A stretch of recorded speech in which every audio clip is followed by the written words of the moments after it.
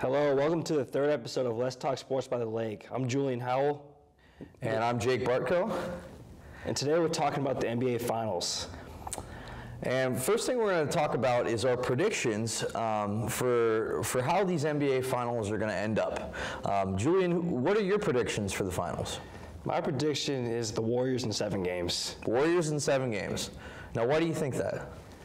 I mean, I just feel like the Warriors are under more pressure than the Cavaliers because they added Kevin Durant in free agency last summer, and they really just have a loaded team. And I feel like if they don't win this year, maybe Kevin Durant won't stay because if it doesn't work out, I don't really know what to say. I mean, the Warriors would be trying to look for answers. Right. Now, my prediction is Cavaliers in 7 games, and I predicted that before the NBA Finals started. Of course, the Cavaliers right now are down 0-2 in the series. I still think they have a chance. I still think they can come back and win. It will take 7 games for them to do that if they come back and win. As we saw last year, they were down 0-2. They had an 0-2 deficit. They battled back. They ended up winning in 7 games. So that's my prediction for this year: Cavaliers in 7. I hope it will happen. I'm a Cavaliers fan, but time will tell. Time will tell. So we're gonna do a little recap of the series so far. Game 1 was in Golden State, and the Warriors were on top. They won 113-91 over the Cavaliers. You want to talk about a little bit of the individual statistics? Yes. So Kevin Durant exploded in Game 1 with 38 points, 8 assists, and 9 rebounds. So he's really just playing at another level right now, and it seems like he wants that first championship because, as we know, 5 years ago he and the Oklahoma City Thunder played the Miami Heat in the 2012 NBA Finals, and they lost. And was it 5 games? It was 5 games. 5 yes. games. And he really wants that first championship, and we've seen that in these first 2 games. Yeah, I agree. I think Kevin Durant has really really stole the show in terms of the spotlight. I think he's really taken on and carried the Warriors on his back. He had 38 points, 8 assists, and 9 rebounds in Game 1. In Game 1, LeBron had 28, 8, and 15, so he put up good numbers as well. It's just LeBron's supporting cast in that game. They didn't show up.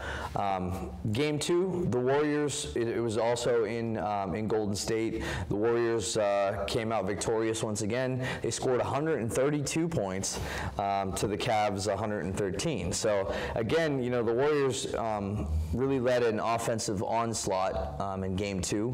Kevin Durant put up 33 points. Steph Curry had a triple-double with 32 points. How do you think the Warriors are doing it? I mean, what's really been their strength in the series so far? I think they've been playing unselfish basketball. Because you see Kevin Durant making some great passes as well, and he's really grown as a passer since entering the league 10 years ago in 2007.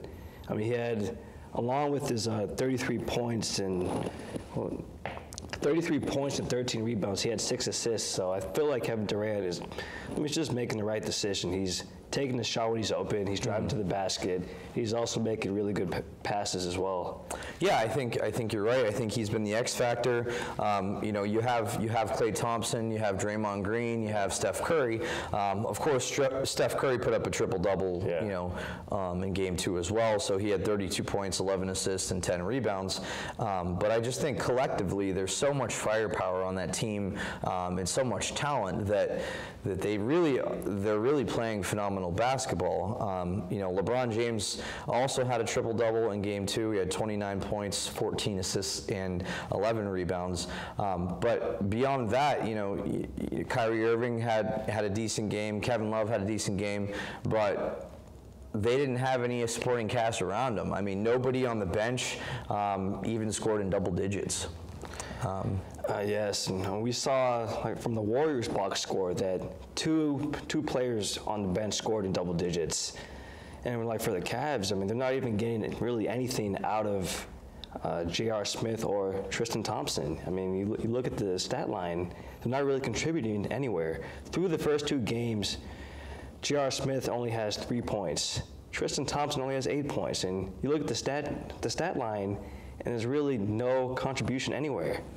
I agree. I mean, and you look back at the history of the NBA, I mean, there were some players who didn't really contribute on offense, but they contributed in other ways. Like, look back to Ben Wallace. He was a great rebounder, a great shot blocker, and also like a guy like Dennis Rodman, who is pretty much all defense. And so we're really not seeing anything from the Cavaliers bench or their 2 other starters, J.R. Smith and Tristan Thompson. Yeah, I mean, it looks like really J.R. Smith is just faded and evaporated into thin air. Why do you think that's happening? You know, why do you think that he's just not playing well? He's not scoring. He's not shooting well. Do you think it's the Warriors' defense? Do you think they're just shutting him down and keying on him? Yeah, I think so. I think the Warriors' defense has been really good and disciplined. I mean, they've caused the Cavs to turn over the ball a lot.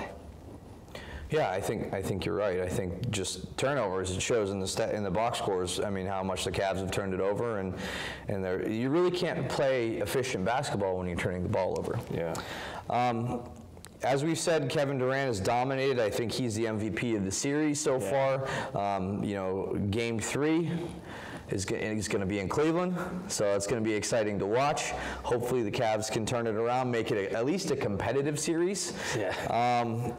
But what do you think the implications of this NBA Finals are for both of the teams and maybe some of their star players' legacies? I mean, so as I was saying, I mean, the Warriors added Kevin Durant last offseason, and they're a team who was predicted to win it all this year, and they have so much firepower. They really have a big 4 with Steph Curry, Klay Thompson, Kevin Durant, and Draymond Green. So they're expected to win it all this year. And Kevin Durant has not won a championship yet. And Steph Curry has won, and so do most of the players on that roster because they were there 2 years ago. Yeah.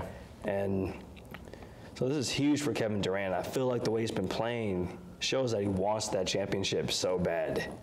And for LeBron James, a lot of people compare him to Michael Jordan, saying or questioning whether he can pass Michael Jordan eventually. Yeah, I mean, I think you're right. I think Kevin Durant is hungry. Yeah. I think that's that might put the Warriors over the top because how rare it is to make it to the NBA Finals. Yeah. He only obviously did it once at Oklahoma City.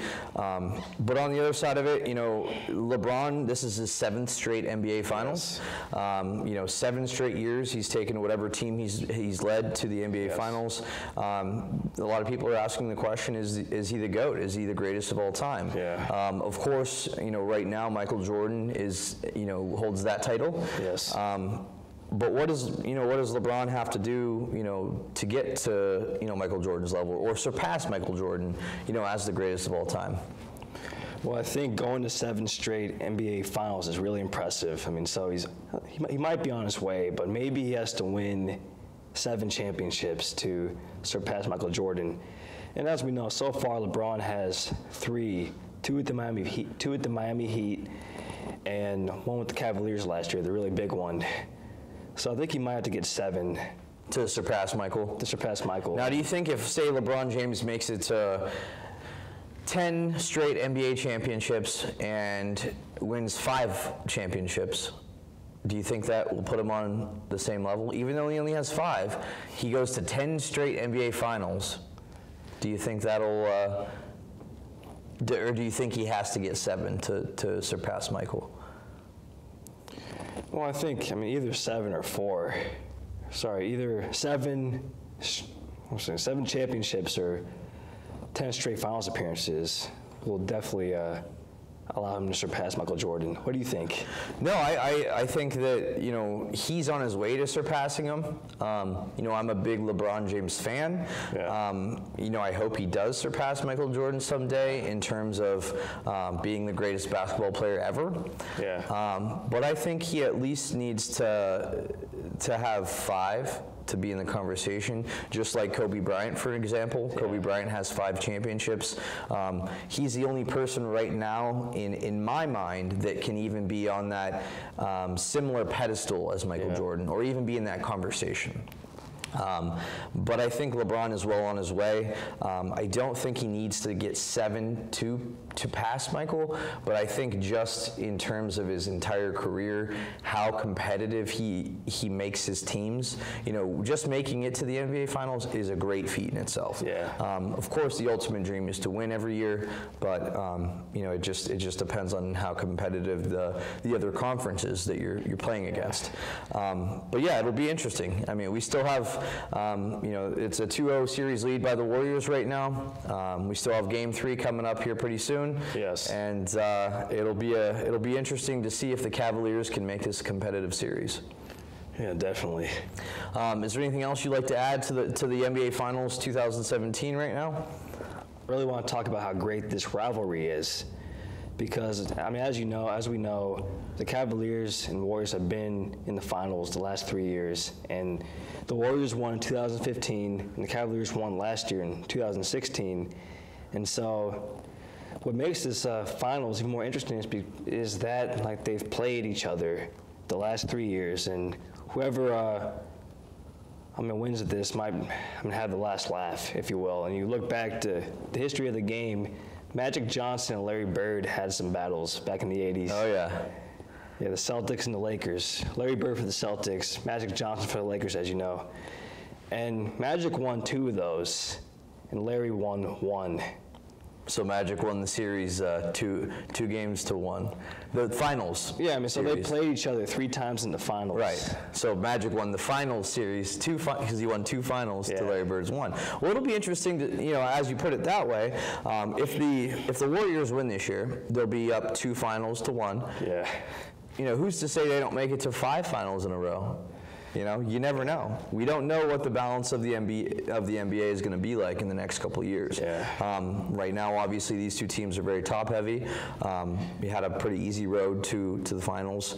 The Warriors not losing a game, and the Cavs only losing 1 game. So, I think it's one of the greatest rivalries in sports right now, and I think it's really interesting to watch. But it'll be interesting. It'll be even more interesting to see if the Cavs can put up a competitive fight in the series. Yeah, definitely. Well, that about does it then for the basketball segment of Let's Talk Sports by the Lake. Next up, you'll get to hear from our baseball analyst, Brian Pekelnicki. And welcome back to Let's Talk Sports by the Lake. We're here with our baseball analyst, Brian Pekelnicki. Welcome back, Brian. Thanks for having me. Glad to be here. Awesome to see you. We're going to talk about our baseball segment now, and we're going to lead off with a team that's still rolling strong since the beginning of the season, the New York Yankees. The Yankees are charged by a young core of players, and the player that's really charging the pack right now is Aaron Judge, who's leading the league in home runs with 17. How do you feel Aaron Judge has really taken the next step this season? He's really performed quite well. Initially, there were talks in the first few weeks of, he's really put himself in contention for a Rookie of the Year campaign. The further it goes, it looks like he's in the actual running for the MVP as well. So anytime you're getting that type of production from a young player, it definitely is a plus. The Yankees have done some pretty fun things too. They've added a judges court section at the stadium where they have fans come in and they give them judge garb and stuff like that to root them on. So he's been a fun story for baseball and the Yankees.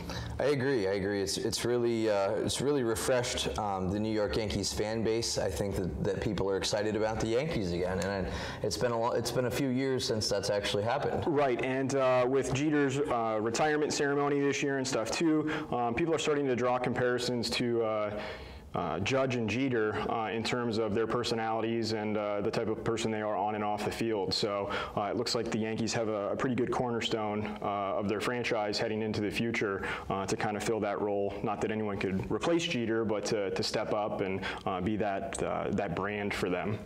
I think he's done a very good job, and it'll be exciting to see if they can maintain that momentum throughout the upcoming year. The other team that we want to talk about that is rolling right now is one of your favorite teams, the Houston Astros. Yeah, they're coming. They just snapped a 11-game win streak. They're playing fantastic. Carlos Correa was the AL Player of the Month for May. Dallas Keuchel is pitching phenomenal, and just they have those other stars in Altuve and Springer.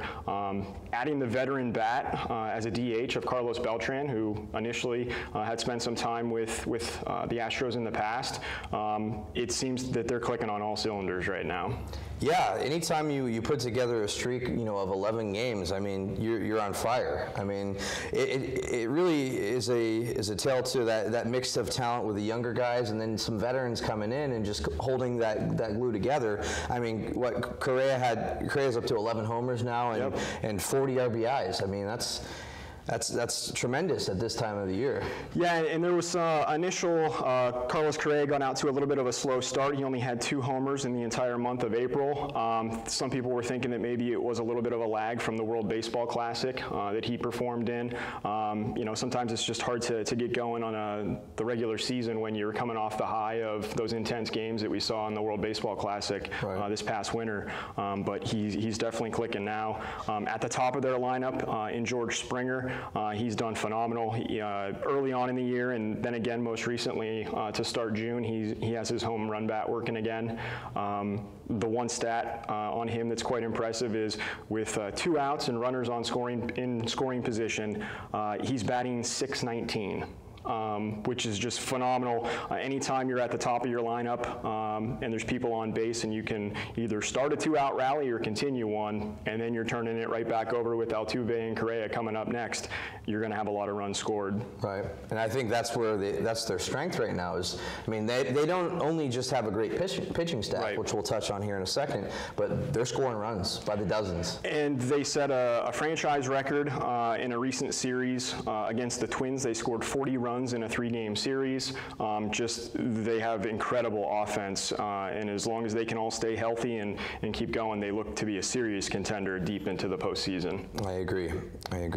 And the other hot pitcher that we'll talk about is Dallas Keuchel. He just won his 9th game the other day, and he still has a sub-2 ERA. It's at 1.67, which it's amazing to be this far into the season, have 9 wins already, and still maintain that low ERA and WHIP. Yeah, even with 69 strikeouts, which he has now, you look at the other 2 components with his sub-1 WHIP of .88 and his ERA of 1.67. I mean, those are Kershaw-type numbers, and anytime you have that at the front of your rotation, you can pencil in a W like they have with every one of his starts so far. Right. Yeah, he's really anchored that rotation, and every 5th day gave him a win. Yeah. That'll lead us to our next topic in the NL Central, and I know you're a big Pirates fan, so you follow the NL Central very closely every year. Right. The most interesting thing is as recent as the beginning of June, the Pirates were only 3.5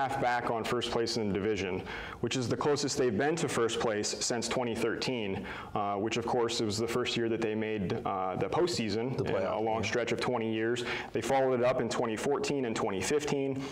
They're a sub-500 team right now, and just as of date right now, 4.5 back on the division, which shows just how wide open that division is. Wow. Given their own setbacks, I don't see a postseason run for them this year, but it's just quite interesting that teams like the Cubs and Cardinals are not in contention. Yeah, they're not having the years that they normally have. And and the Cubs obviously won the World Series last year. They have a lot of young talent. Yep.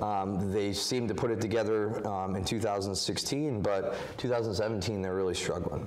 Right, and one of the main people that's struggling for them, Kyle Schwarber, he's batting under 170 in the leadoff spot with a 289 on base percentage.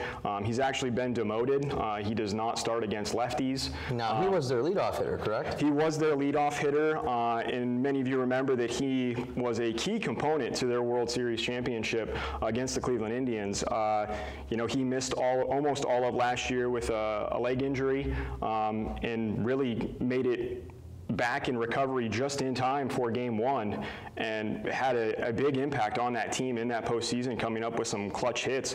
To see him batting under 170 right now is just quite concerning. Yeah, it's mind-boggling, really. And he still has proven that he does have incredible power, but he's, as of right now, not able to put the ball in play and not able to take walks to get on base, which you cannot do as a leadoff hitter. I agree, and if you're not making contact, if you're not having that high on-base percentage, you should not be in the leadoff spot. I mean, right.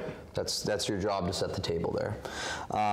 So you don't think the Pirates have it in them this year? Does that mean they're going to be sellers at the trade deadline?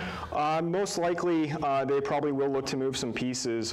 There was all offseason the speculation that Andrew McCutchen would get dealt.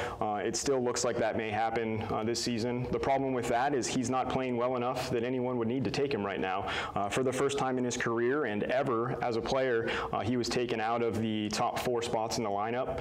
He's batting 6th now, or even later in the lineup. He's just not performing well. Other key names that the Pirates will be taking calls on will be Garrett Cole. Houston was actually one of those teams looking to try to maybe add him. There's talk and speculation that he could go there, which in a lot of cases could really put Houston, over the top in contention for a title. Yeah, having Garrett Cole in their rotation is really going to bolster, that starting 5. Let's talk now about a couple of, a team that's struggling. The Philadelphia Phillies are 17-33, last in the major leagues. Their batting average is super low at 240 as a team. Their ERA is almost 5. What do the Phillies need to do to turn it around? Really, they need to let some guys mature. They kind of knew going into this season that they weren't going to have a great team at all. They're pretty young. They're really looking for someone to step up as a leader on that team. Actually, Mike Schmidt, Philly great, was under some heat earlier this week when he said that Odubel Herrera could not be a leader on that clubhouse to build off of because he didn't speak English. So. Schmidt's comments may have been taken a little out of context or, depending on what he was actually trying to get across there. Certainly with a leader, you definitely want them to be able to communicate and be able to talk to everyone on the team. Right. But really, for the Phillies as a whole, their team is just so young that, they're not going to be good for a few years.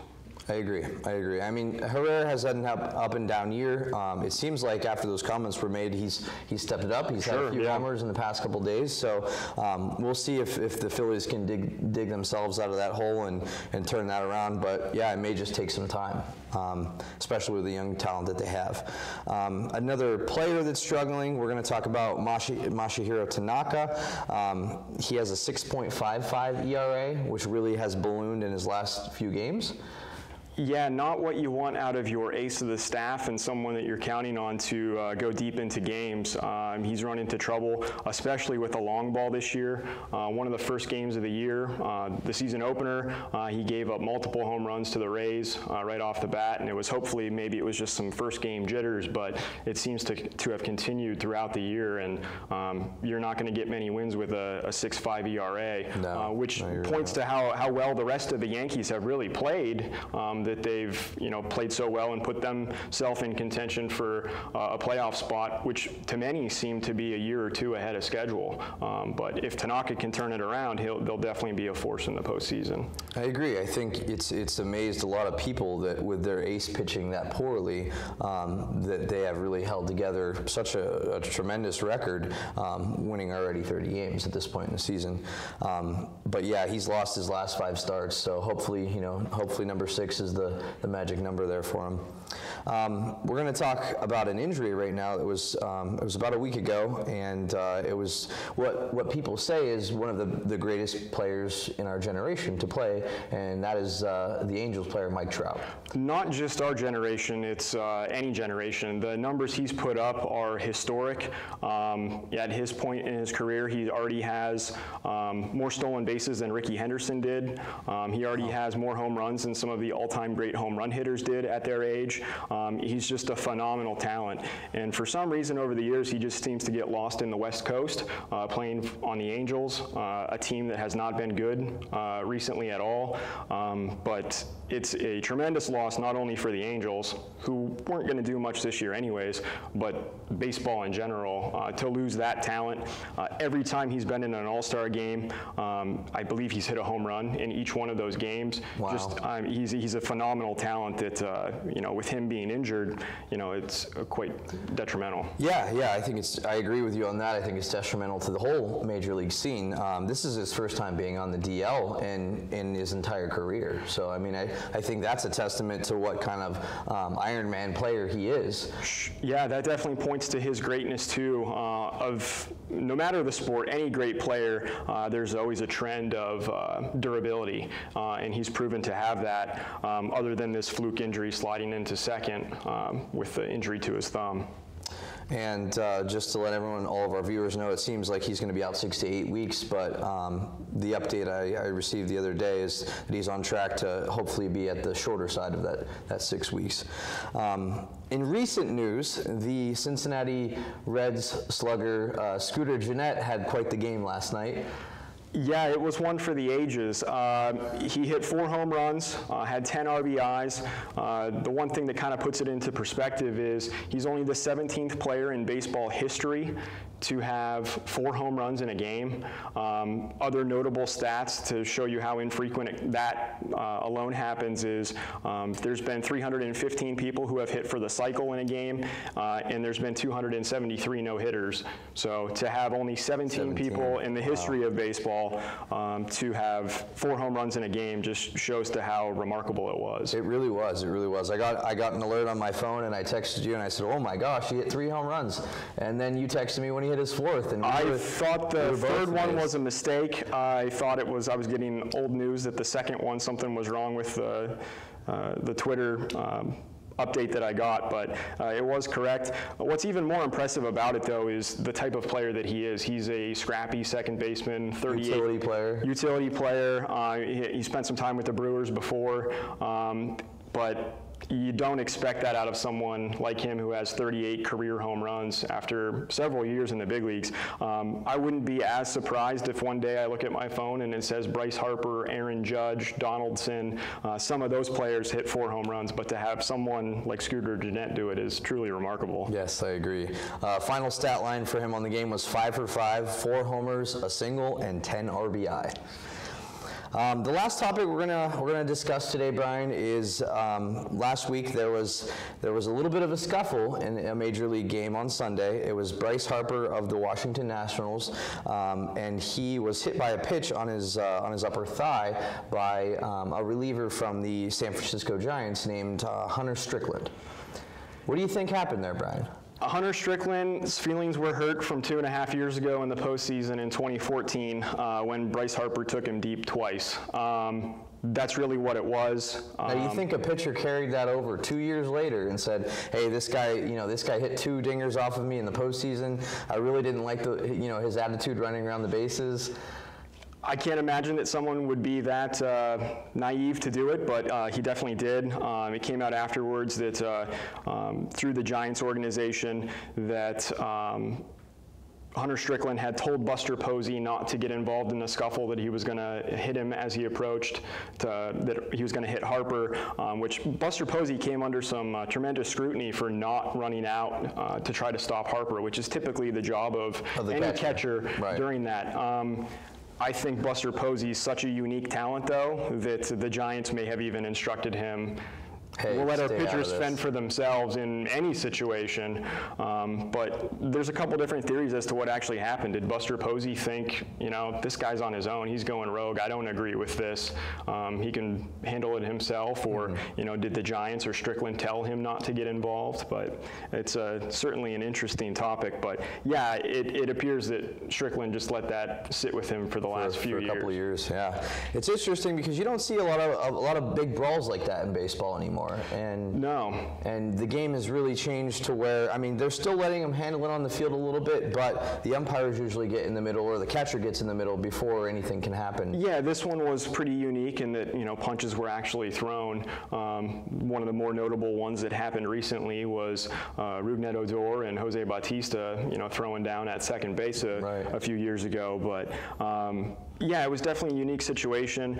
Most people kind of believe you let the team police themselves and you take care of business, but to wait 2.5 years just seems a bit absurd. I think it's petty. I think that's the word for it. Very petty on his part. That's the perfect way to describe it. But I want to thank you again for being here, Brian. Again, this is Brian Pekelnicki, our baseball analyst, and we're going to wrap up our baseball segment of Let's Talk Sports by the Lake. We thank you for joining us, and have a great day.